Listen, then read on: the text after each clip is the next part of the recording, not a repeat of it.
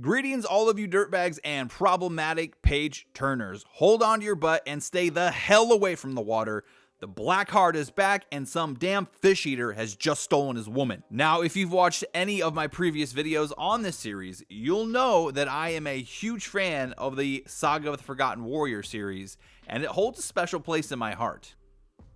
And not just because it's my favorite dark fantasy. It's not just because I love the Eastern Indian themed fantasy world. And it's not just because the magic system and the lore are phenomenal. It's also because there's a very petty part of me that loves how much liberals hate this author. A pale-faced, gun-loving, conservative American male who's chewed up and spit out more liberals than Starbucks.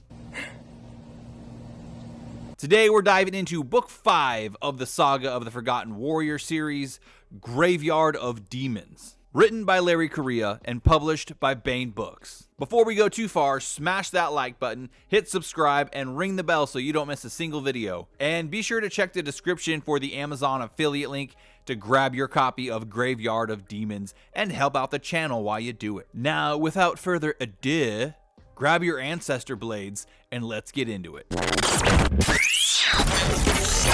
As all of the Forgotten Warrior books are, Graveyard of Demons is a dark fantasy filled with violent action, dynamic characters, and epic plot. In a world governed by the oppressive age of law, where the casteless are slaughtered and rebellion rages, Ashok Vidal, once a ruthless enforcer of the capital's laws, continues his journey as a fugitive hero.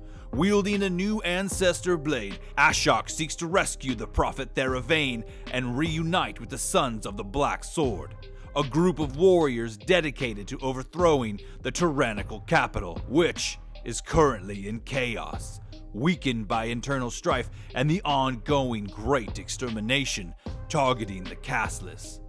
Ashok navigates treacherous landscapes, battles demonic forces emerging from ancient tunnels, and confronts old friends turned enemies.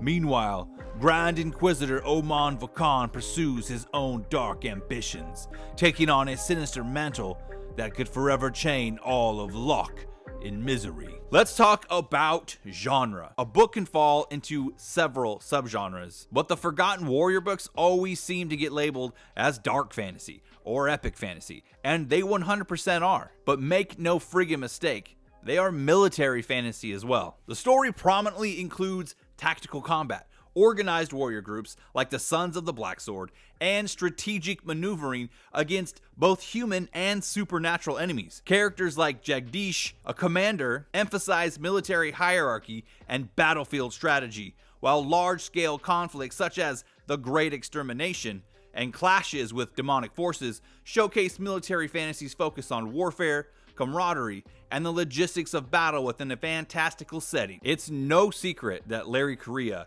is an author known for his ability to write action. More importantly, he's a guy that knows how to write realistic action, at least realistic and logical to the rules that he has established in whatever world he's writing in. No serious person is going to argue against the fact that the action in Graveyard of Demons slaps, but it's also grounded. Despite depicting scenes of what is essentially a superhero fighting demons, Correia uses potential action just as well as he uses kinetic action. Now, I don't know if those are real terms, but you can infer my meaning. It builds tension and puts characters in a position where they need to show patience and wisdom and show an understanding of their own limitations. Take Theravane, for example. There's a scene with her where she's imprisoned by her ex-husband.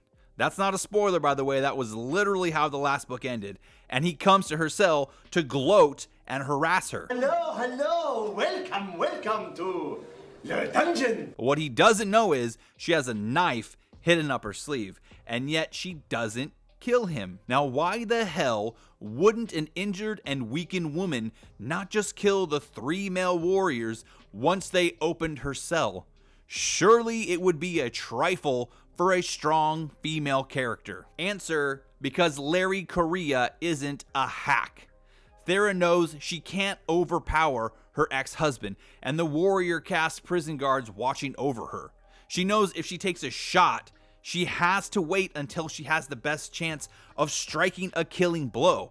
and even then it would result in the guards coming in and killing her. Seems like obvious caution for someone to take, but many writers in the modern era are incapable of acknowledging that fact. You see, Thera's a daughter of the warrior caste, and despite there not being any women depicted in any of the actual house armies of Locke, as a child of the warrior caste, she was still trained and is an exceedingly deadly combatant, but not in the same way someone like Jagdish is, another character who, like Thera, has had to change the way she sees a battle, as now he is no longer in the thick of the action, but commanding troops from the rear. Ha!